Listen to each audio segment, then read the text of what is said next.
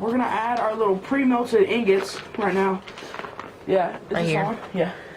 They're a little from what we've melted before. And safety first, guys. We're gonna be wearing gloves when we're handling all this lead. And some masks. And yeah, we're gonna be wearing some masks. So. Don't think we're just doing this without. You always have to have safety. So when you're melting lead, you need to have some kind of mask and a glove. And then we're gonna be melting some of these because we melted some last night, and we'll show you those in a little while. Yeah, like the finished product, which there's a lot of them. You probably made about 20 jigs. All right, so let's get to melting. And now we're just kind of trying to get all the, just take all the big ingots out. We've got a 5-pound bag of ingots, and there's a bunch of little ones. And that's what we're going to be melting today. That's going to be our main focus on melting, because we don't really want those in the bag, but we just have them in there. And we still have, see, there is a lot of them. But this is what you originally melt at the first start. It's just that. Yeah, it's just like a really bendy, like, you know, really cheap, not cheap, but like very flexible, just a little bar of lead. We bought like a 5-pound bag of just flexible lead. It's pretty good. It works. Like two of these bars will probably make you probably 10 to 15 jigs. Sorry about all that sound. That's us putting the lead back. But yeah, I'm gonna leave y'all in this angle so y'all can see the actual lead melting. Might zoom in a little bit, kind of get y'all maybe even over it a tad, like that.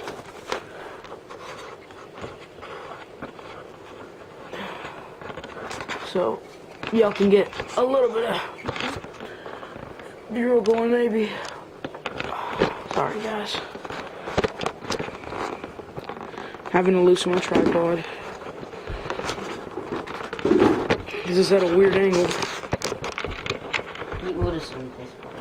Yeah. Alright, so let's just get to the hook part so we can be ready for this. I'll film you doing that. There's 2 more pins in here. You know, we're leaving this. No. Yeah. So we got the little weedless pin. Some people say that like you need to like heat it up, but we don't really do that, because we've done it a ton of times and it's been fine.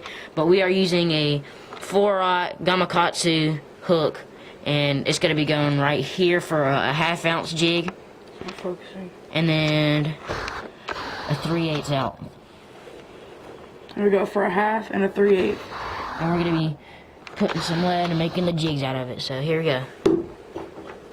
The lead hasn't melted yet, guys. It's still in chunks. It's going to start melting really soon, so I'm going to put y'all back at the angle that's kind of like that, directly above the pot, so y'all can see that melting.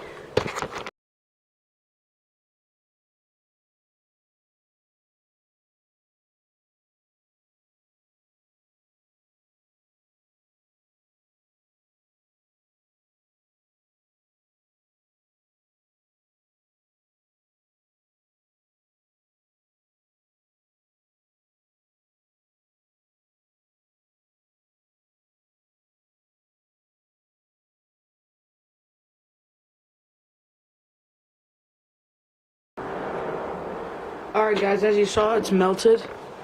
Look at, all melted. There's no hard lead left.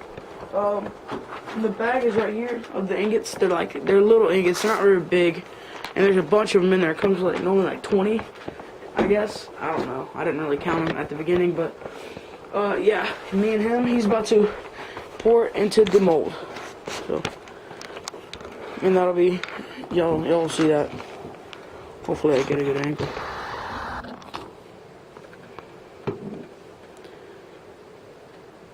Just like that, and that's all you do. And we're only gonna pour 2, even though we have a bunch more lead left.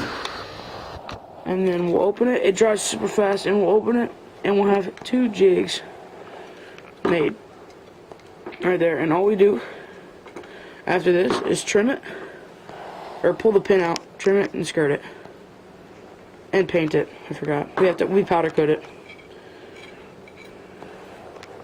Show the pins. These are for so you can put the brush guards in, because these are actually jig molds. These aren't just like regular, you know, random molds. Let me show you all these hooks in the lead, just like that, and it comes out a little football jig. like that. I can't, y'all, it's not focusing very well, guys, but y'all get the picture. And that little cone on top, you just break off of it. So we're gonna continue, and then we have to pour a couple more because we have a lot of extra lead, but after that we'll be done. So yeah. Alright guys, we're done with the jigs. We're gonna start powder coating now. We have our powder, ProTech. This is, I think, this is black powder to powder the jigs. Black and green pumpkin to powder them, obviously, green pumpkin. Rocky's carving on the last one. He's just about done with that one. His camera's set up. But yeah, we're gonna powder coat them, which we're gonna use the heat gun and Brock's hand. We're gonna heat them up, dip them in the powder, put them back over the heat gun, and then bake them. So we'll show you how we do everything here in just 1 second. Alright guys, we're about to get started powder coating. First thing you need to do is turn the heat gun on. It's on. Alright, so it's on. You're gonna want to go to 660 degrees. The second setting for that one. And then you gotta shake up the powder. What color are you using? Green pumpkin? Green pumpkin and black.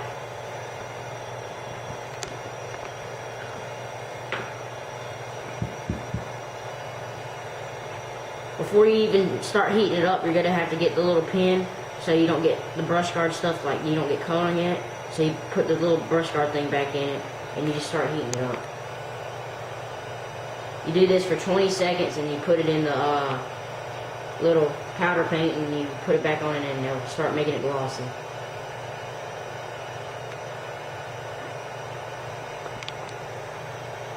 Yeah, just shake it off a little bit and put it back on.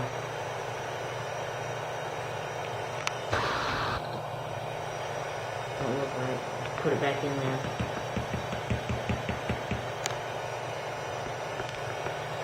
You're just gonna keep turning it until you get that glossy look like you want it. Then you just take this little brush guard off of it. It might be a little hot, so you might want to get a glove for it.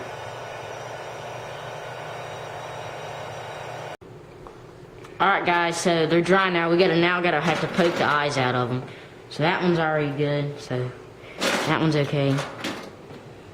This one's not okay. So what you're gonna do is get like some kind of knife or some kind of icebreaker or something and just go to the hole and just kind of wiggle it. Kind of do that, go to the other side. Well, that one's already good, just blow it. Boom, it's done. That one's good. It's just because the eyes sometimes get filled with the powder coating, and it'll mess it up to where. And after we bake it, it hardens the powder, and there's almost no way to get it out. You have to like break a knife in order to get it.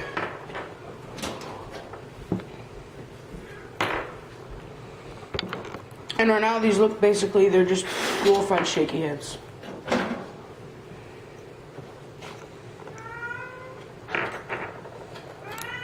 Sorry about my talkative cat. I don't know why he's acting that way. I don't know what's his problem. He's just having a good time, I guess. I think he's hungry. Alright, there we go. Done with those. Now we're going to bake them. And I think Rocky has one. Why don't y'all put toothpicks in them or something before y'all do? We don't have any. Oh yeah, and if before we powder coat them, it's a good idea to put toothpicks in them. It's the only reason we're not doing that is because we don't have any toothpicks. Alright, so now we're going to go 350 degrees for 20 minutes in there. So you just go put it on 350. Get the timer started for 20 minutes. Boom, it started. And it's going. Alright guys, these are the finished products without the brush guards because you just glue those in. Pretty nice. That one has a little extra tinsel in it. There's one with tinsel, black and blue. And you can see the head. They're all painted and carved well. You can see there's a bait keeper on it and there's a skirt keeper, which the skirts are on. We still have a couple. Oh wait, I don't know where the raw jigs went. I think they're in there. Yeah, there's a bunch of them. We made a bunch of them last night. And the hooks are sticky sharp. And we did it with the Do It Mold football jig. And most of these are in 3/8 3/8 ounce and ½ ounce. We did a few 1/4 ounce, but I mean most of them were in 3/8 and ½ And we're just gonna put them back, and me and this dude right here, we're gonna go fishing. So we're gonna transition into fishing. I would like you to punch the camera. All right, guys, I made it to the pond. My rod's there. Rocky's here. We're fishing. Yeah, I might catch up with y'all when I get a bite, or if neither of us catch one, I think I might vlog a little bit. We might go to the gas station or something. So stay tuned.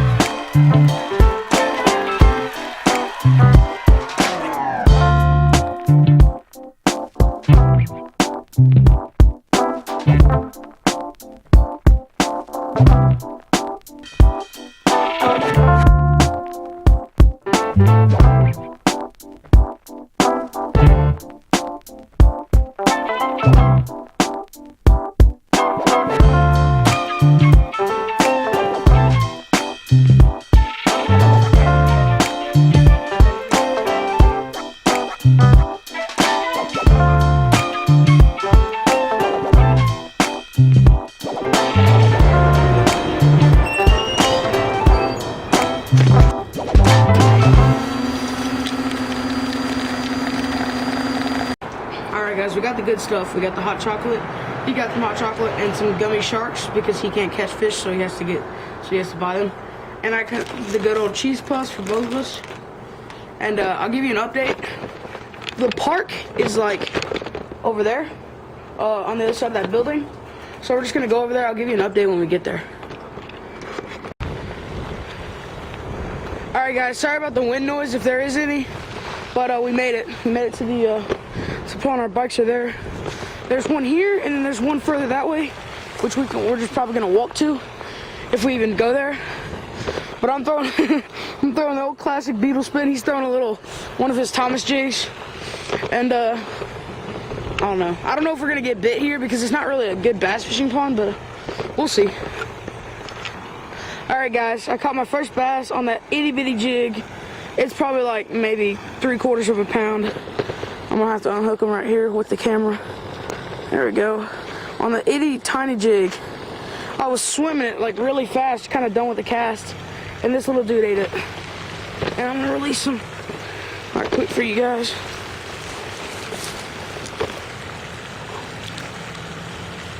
See you later, buddy. And all I was doing was just burning it right by this bush, and he just slammed it, and I got him. Rocky's down there. I was actually surprised that I caught him, but I'm gonna keep fishing, and I'll get back to y'all when I maybe get another one. All right, guys, we're leaving. We got to go back to our bikes, which are way over there. The pond where I caught the fish on was like right over there, and there's a little stream right here. I'm not gonna get any B-roll of it, just because we're kind of in a rush because Brock's back home already. So we're gonna go to that horse pond, and just so y'all know. This is the smallest jig that I've ever thrown. It's a bitsy, it's like a trimmed up bitsy flip, so it's not as like big.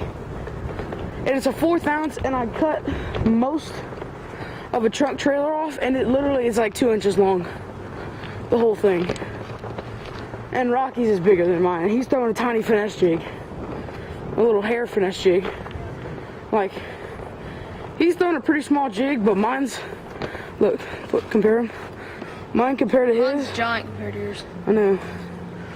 I have a tiny jig on. Sorry about the wind noise if there is any, but yeah, me and that dude right there are gonna go meet up with Brock, and we're gonna go catch some fish, hopefully. Alright guys, I got my first one.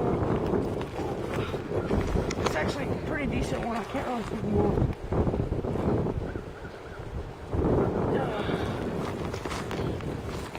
Sorry, buddy. That's a pretty chunky one. It's probably like a 3.5. There we go. Real thick. Look at that one. He's red from eating crawls. Fat belly. Real short and stocky fish, but he's definitely heavy. Look at that one. I can't really go down there, so sorry about the sloppy, I guess, release. And getting him in. Otherwise, I would have just walked down. But I'm just gonna toss him in. See you later, buddy. Sorry about the skydive. Bye.